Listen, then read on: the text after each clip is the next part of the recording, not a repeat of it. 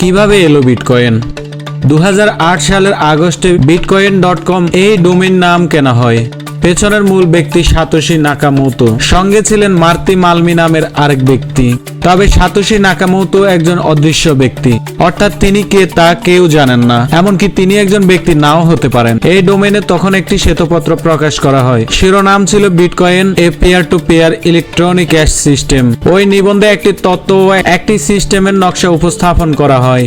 উদ্দেশ্য এমন একটি ডিজিটাল মুদ্রা চালু করা যেটি প্রতিষ্ঠান বা সরকারের নিয়ন্ত্রণ মুক্ত থাকবে। ওই নিবন্ধের লেখক সাতোশি নাকামোতো, এবং তিনি বলেন প্রচলিত মুদ্রার মূল সমস্যা হলো একে কাজ করাতে হলে বিশ্বাস স্থাপন করতে হবে। মুদ্রাকে হ্যায় না করতে চাইলে কেন্দ্রীয় ব্যাংকে বিশ্বাস করতে হবে। তবে প্রচলিত মুদ্রার ইতিহাস হলো বিশ্বাস ভঙ্গের ইতিহাস। bitcoin.com এ প্রকাশিত নিবন্ধে যে সফটওয়্যারের বর্ণনা দেওয়া হয়েছিল, পরের বছর সেটির কাজ শেষ হয়, আর বিটকয়েন নেটওয়ার্ক চালু হয় 2009 সালের জানুয়ারি মাসে। প্রথম বিটকয়েন ব্লকচেইনটি মাইন করা হয় ওই বছর 3 জানুয়ারি। এটি পরিচিতি পায় ব্লক জিরো হিসেবে।